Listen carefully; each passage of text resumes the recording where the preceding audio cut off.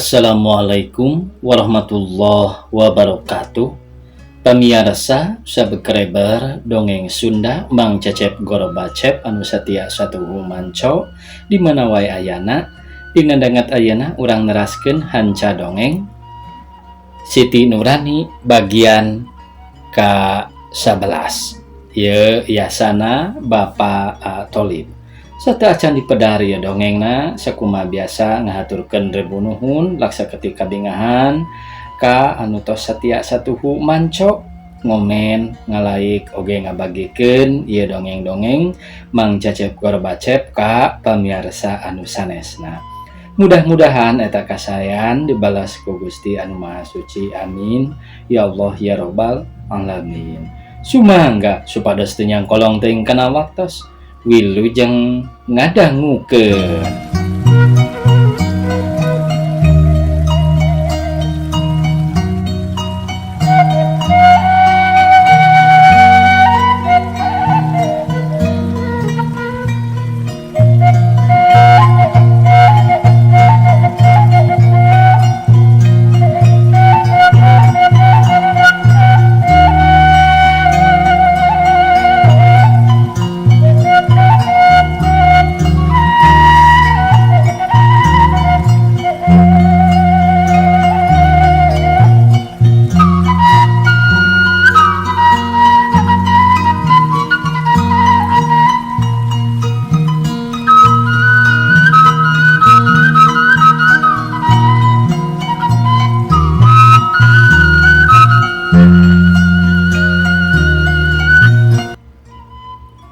Nurhayati nu pangkuh nu teu daekeun ngalayanan nafsu manehna balikna kereuneuh ku hidayat digogoreng dicejleh disebut reuneuh jadah ditundung kuno jadi indungna indit saparan-paran hudang ngajuru ku manehna rek dirogahala dibantuan ku si Komar batan daek manehna kajen paeh mayitna digolerkeun dina rel ancur ku kareta Bandung Jakarta. Ieu kabeh dosa manehna. Indungna kalaleban ku anak bandana geus beak awakna ruksak duka kamana jeung di mana ayeuna. Ayana ieu oge kabeh dosa manehna. Bapana jeung si Komar ayeuna nungtut ka Pangeran nu Maha Adil nu Maha Uninga hukuman ka anu boga dosana. Ieu kabeh narembongan ka bapa kepala nu keur diuk bari nangkep tuur ngajejentul dina kursi di imahna di gedong alus jeung bertingkat. Kumaha kalarigeus kieu Bapak Kepala Humandar bari mepegan tarangna ku anjeun nu karasana berat alabata nyuhun batu anu berat. Tobat Gusti, ayeuna abdi diancam hukuman teh. Bapak Kepala nyarios ku anjeun bari bibiri gidigan kakara ingat jeung tobat ka Gustina. Anjeunna turun tina korsina lelempangan ka ditu ka dieu bangun anu teu geunah cicing. Mending gantung maneh baik gitu batan wirang jeung sangsara mah. Gila panon molotot letahna ngelel atawa mending nubles maneh mengpeng eueuh nu nyawon. Nyeri leuheung ari pae kumaha lamun kaburu nyeri lamun ngagelengkeun maneh kana kareta api jiga mayit Nurhayati. Kabeh oge eueuh nu geunah embung hayang keneh hirup. Sugan bae salamat si Mince kaburu datang ngirim duit keur ngaganti duit nagara. Pikiran Bapak Kepala sejerning lelempangan pinuh ku rupa-rupa lamunan. Keur kitu trong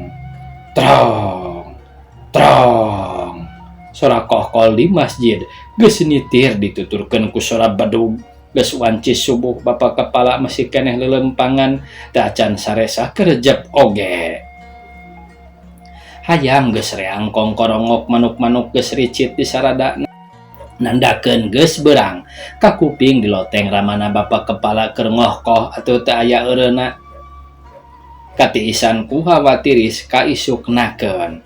Istrina parantos gugah kaluar ti kamarna teras nyamperkeun ka putrana nu harita aya dipungkur. Keur aya di jamban keur nyekelan angeunna bari teu oleh ooan ngutah-ngutahkeun cai anu payit sareng koneng tina bahamna katingali laraina pucat sareng sepa. kumaha atuh ieu teh apana geuning budak teh jiga anu ripuh ari geus utah teh mata karunya utah da puguh eueuh utah keuneun da geus aya 3 poena teu daek pisan dahar sanguna. Nah kumaha ka bapana kawas nu buta huruf bae kadi itu bawa ka rumah sakit pariksa ka dokter lain ngan ukur kumaha wae kabisa teh. Bapak kepala kalah bendu ka istrina sumohon da kadah ku artos atuh ka dokter teh kangge beca sareng ongkos mariksa deui sur istrina. Tah cukup sakitu oge pila kadar mariksa wungkul jeung beca bisi dibere resep mah keun bae engke panderi saurna bapak kepala bari ngalungkeun artos 3 lambar nu 100-an. Kadieu geus minta cai kopi lain ngan kadari itu bae pagawean teh ngan duit deui kawas nu gampang bae ngan duit teh ngababarikeun pisan. Istrina henteu seueur carios teras bae ngarawatan artos nu ngagoler dina tehel angkat ka dapur nyician kopi kangge bapak kepala. Geus rada siang istrina teras angkat ka rumah sakit bari sakalian ngabesuk putrana anu pamegat. Ari bapak kepala nu aya di bumi sadikantun ku istrina ka rumah sakit teras lebat ka kamar maksudna bade kulem. Dinten harita henteu angkat deui ngantor parantos aya 3 dinten bapak kepala henteu didamelna teh. Tabu 1 bapak kepala nembe kaluar ti kamarna rupina pucat serang sepak socana beureum rambutna awut-awutan anjeunna nembe ti jamban rek gentos panganggo ka bujang jol manten istrina sareng putrana nu mulih ti rumah sakit. Kunaon cenah penyakitna teh? Bapak kepala naros ka istrina nu nembe pisan jol turun tina beca narosna nyentak bari rada molotot. Atuh istrina teh gugup sedang rada kasima eukeur mah istrina mani ramoh poe mulihna ti rumah sakit teh bangun anu mendak kareuwas sareng kasesah mana ditaros disentak ku caroge ngawalonna bari ngunclang ku Cisoca nyarios bari dumareuda. Eta cenah apana nyiram dedengan teh nyiram karena hari nyiram teh karena si eti teh Masya Allah ente salah denge piraku jelema teu boga salaki nyiram. Bapak kepala narosna Allahok bari calangap socana anu beureum kirang kula mani buncelik. Ente da ku abdi ditaroskeun deui ka dokterna. Sugruk bae istrina nangis nyumuh kana meja ngerakeun ngawiwirang sundel boga anak teh nu lalaki kitu nu awewe kieu eueuh nu sahiji nyariosna bapak kepala awong-awongan atuh ramana sareng rencangna nyi mamah bawana ti lembur nu rojol kageteun maruru ka tengah bumi sadatangna ngadon carolohok. Manahna bapak kepala ngalakat deui emut kana caritaan komar cariosan kiai ku anjeunna kakuping deui dosa mah kakuping deui tentang nerangkeun dosa sanajan leutik kudu menang wawalas. Bapak kepala nyamperkeun putrana nu keur ceurik nu nyuuh dina ubin jiga anu menta ampun ayeuna mah narosna alon jeung leuleuy pisan. Bener Nyai ieu tadi cek dokter teh nyarita kitu. Sumohon neng Yeti ngawalar bari rambi saku Cisoca. Kusaha Nyai teh pok bae aku entong era-era. Kawit nama ku Edi. Da Edi udur di pasihan anggur ku abdi sareng abdi oge nginum anggur janten wae kieu abdi teh. Bapak kepala manahna ngeleper emut kana anggur pesenan tante Mince nu harita tinggaleun di bumi tetela wawalesna geuna ka putra. Dosa anjeunna keneh eta hukuman geus deukeut saur bapak kepala dina manahna bari naros deui ka putrana. Ku ede wungkul Nyai teh. Edi mah ngong 2 kali ka dieuna teh. Saterasna mah sareng Tony nu sok dangsa teh nu diondang ku apa waktos pesta. Bapak kepala ngalenggak calikna nyarande kana kursi barinya kelantarangna nu karaosna ranyuder nyeri kabina-bina. Neng Yeti lebat ka kamar neraskeun nangis nyuh kana bantal. Ibuna lebat ka kamarna, rama bapak kepala gogodag bae damalna teh teras lebat ka dapur dituturkeun ku Nyi Mama. Di jero bumi jempet aya nu nyarios nanaon iwal ti sorang nginghakna anu nangis neng Yeti sareng ibuna di lebat kamarna. Keur kitu kirining sora bel disada. Aya nu mencet ku tamu nu keur narangtung di payunan panto gedongna bapak kepala. Saya mah deui dek narahaon keur kadarieu teh. Bapak kepala angkat ka payun lempangna rada dadalig degan bari geulendang. Brai panto dibuka hiji lalaki sasama bapak kepala ginding nakar dibarengan ku tentara pangkat letnan tandang jeung ora keneh pisan.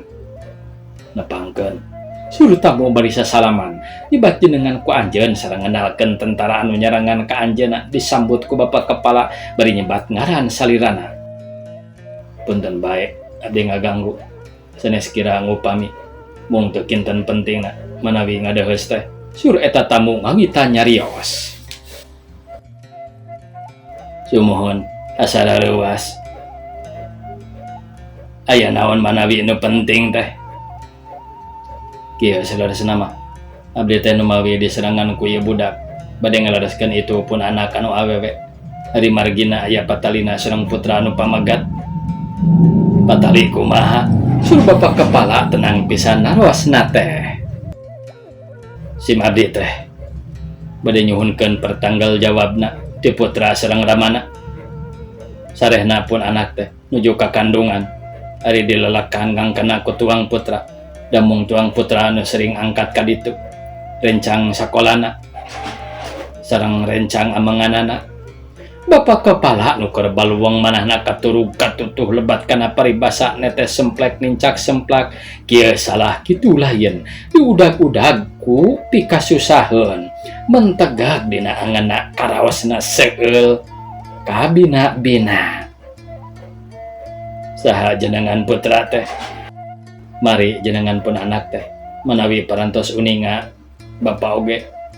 Mana bapak kepala beuki ngalepeur bae katingali raraina pias emut kana rencana jeung mince mari teh geus jadi inceranana arek dipake ngarah duit ku anjeunna jeung komplotanana. Sajongjongan mah bapak kepala ngahulang bae upami tamuna teu nyarios deui mah. Kumaha kinten-kintenna bapak sanggam ngalareskeun nu mawi kumaha atuh. Dapun anakna oge ayeuna teh di rumah sakit. Sukuna parantos dipotong sabelah. Margi motorna selip manehna kageleng ku truk suruh bapak kepala beri teras neraskeun nyariosna. Ayeuna mah bade nyuhunkeun sarantos bae dugi kapun anak wangsul 3 duka 4 minggu deui wangsulna ti rumah sakitna teh. Nya atuh ari parantos kieu mah kauning aku ramana tangtos upami putra parantos dongkap abdi nepangan deui. Sareng bade nyuhunkeun permios bae bade aya kaperyogian sanes ceuk tabu ka bapak kepala. Mangga kitu bae eta mah engke bae sumping deui ka dieu. Tamuna teras mulih bangun nulung se ngantunkeun bumina bapak kepala. Aya bae ku hanteu kapalang. Bapak kepala nyariosna kitu teh bari garo-garo teh ateur gagaro kana mastakana gek bae anjeunna mah diuk deui dina kursi. Tekungsi setengah jam sanggeusna tamuna marulih di jalan sora mobil ngagerung-gerung. Mengkol lebet ka pakarangan gedongna. Jeep bodas make tanda polisi. Yut nu tumpak tarurun 3 polisi samakta ku pakaran bedil stand dicekel. Bedil stand dicekel bangun anu siap siaga nu saurang nyamperkeun kana panto bari nyekel pistol ngetrok-ngetrok panto. Brai panto dibuka. Eta polisi naros ka bapak kepala beri nodongkeun pistolna. Bapak kepala ngadeg-deg salirana lungse teh aya tangan pangawasa manehna geus rumasa gaduheun dosa. Bapak yang namanya Karma Tamawiguna sur eta polisi bari neuteuk teu ngicep-ngicep. Sumuhun abdi Karma teh mari turut naik ke mobil sekarang ditunggu di kantor. Ceuk eta polisi bari nyurungkeun sukuna unggah kana mobil oge teh sirikna disurungkeun bujurna ku polisi. Istrina nu aya di loteng ningali rakana dicandak ku polisi enggal turun serang ramana muru ka handap, tapi mobilna kaburu ngadius manten ninggalkeun eta gedong. Urang kocapkeun pamirsa ayeuna di sejen tempat. Malam minggu kabeneran hade sorena langit lenglang bentangna baranang tingkartip tingkaricep. Jika mutiara diagurkeun dina buludru hideung, sinarna endah teu aya babandinganana. Sanajan harita keur ninggang kana wanci poek bulan ari di kota mah seperti di Bandung teu matak halangan teu matak ngurangan kana karameanana, bioskop-bioskop geus haneuteun, pinuh ku mobil, ku motor, ku sepeda jeung beca, jelema keur pasesedek dina hareupeun loket pada hayangeun buru-buru meunang karcis keur asup. Toko-toko masih keneh baruka pinuh ku nuker balanja nu sawarehna aya oge nu ngahaja jalan-jalan, sisi-sisi jalanna pinuh ku anu dagang, boh dahareun boh pakean. Di saban imah masih keneh haneuteun aya nu keur niis dina teras imahna, aya nu keur diuk bae bari ngupingkeun radio, bari nyandingkeun leueteun. Estuning rupa-rupa pisan maklum di tempat rame. Di pasar Jamika katembong hiji lalaki budak ngura keur leumpang ngarendeng jeung hiji istri ranggem babawaanana. Kawas-kawas anu tas balanja leumpangna bari diselang ngobrol semono gumbira pisan. Tadi nama akan moal ka dieu neng dada capek serang aya sepuh di rompok. Kakuping nu lalaki ngajakan nyarita. Mulih ti mana kitu Kang Durahman teh? Sareng saha?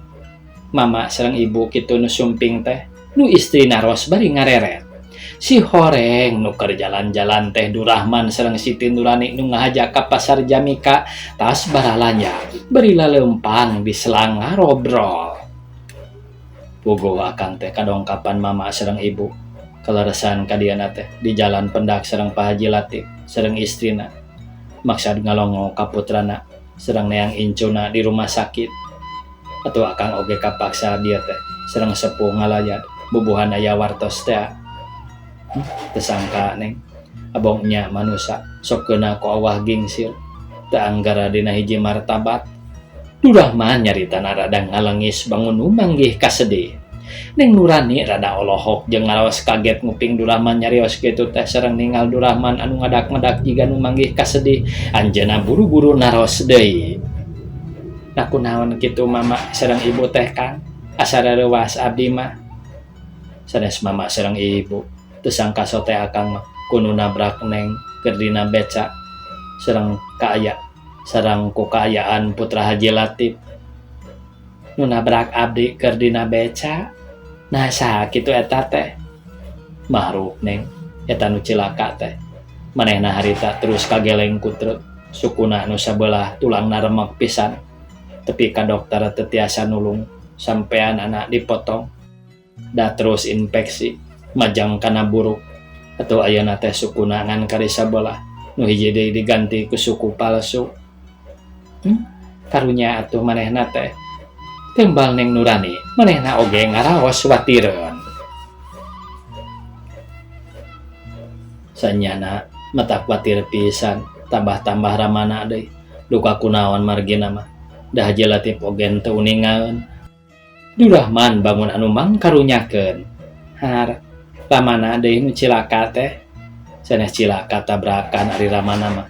Tapi parantos 2 dinten dicandak ku polisi. Bumina kedah dikosongkeun. Dijage ku polisi berang peting. Ari istrina kumaha Kang? Nya kapaksa wae istrina nyingkah, nyiruruk saheulaanan di tatanggana. Ari ayeuna mah parantos mulih ka ramana dicandak ku Pak Haji Latif.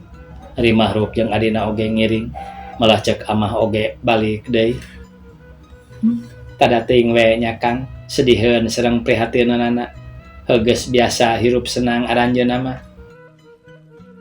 Eta deui Neng, kumata kuatirna teh ningali adina mahruk, mending radadak sedih akang mah.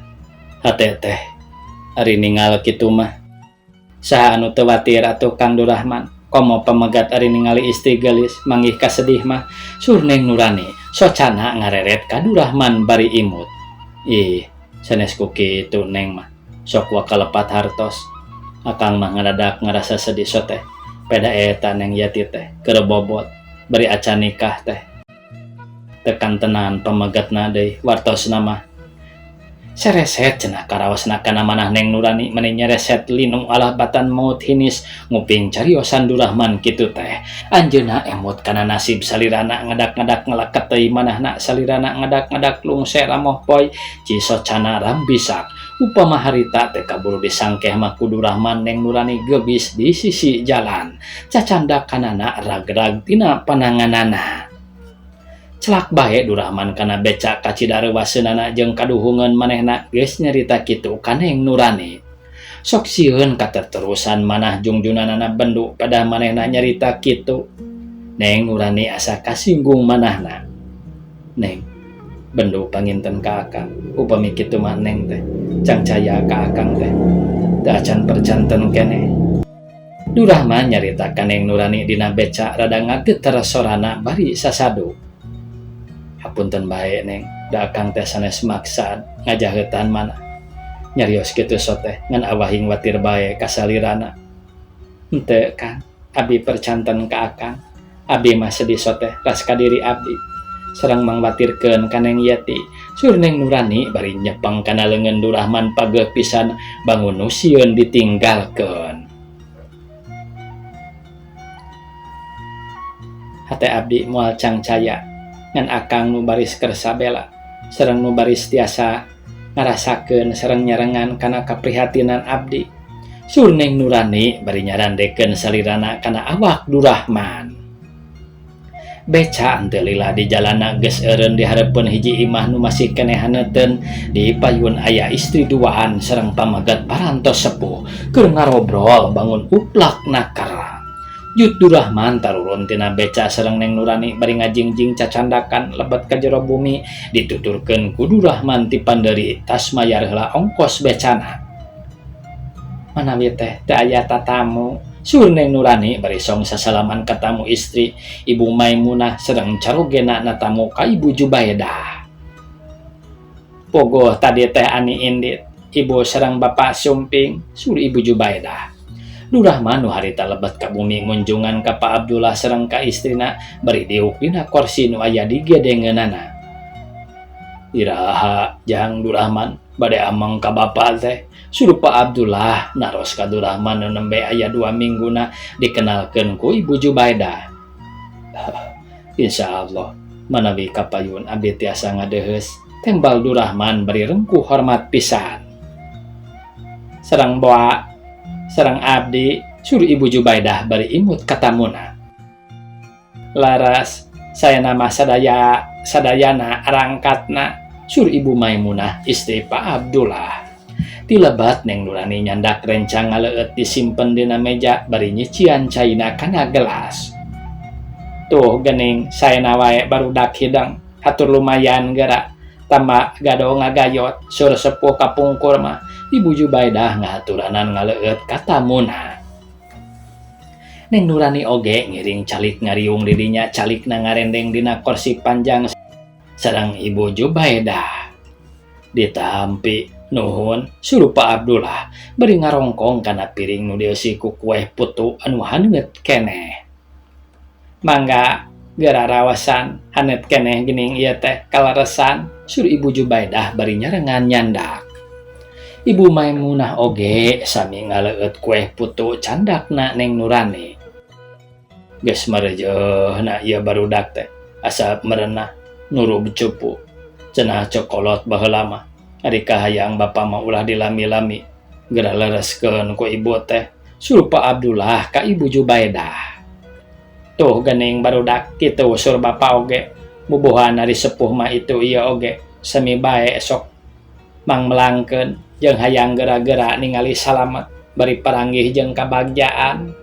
Sur Ibu Jubaidah bari ret ka Neng Nurani ret ka Durahman nu harita keur tungkul eraeun ku Pak Abdullah nu nyariosna teh estu saceplesna pisan. Nu mawi teu kinten eta oge ari maksad mah sami pisan kitu. Mung ieu apan aya keneh lereskeun duka manawi ayeuna mah da parantos beres. Uning aku anjeun bapa oge teu kinten riweuhna. Sasih ayeuna teh mana nyalametkeun sakola, mana rajaban sareng nampi tamuna tinu tebihna. Saena wae seueur tanaga sareng teu aya pambengan. Sagala rencana teh teu aya anu henteu lancar, sur Ibu Jubaidah.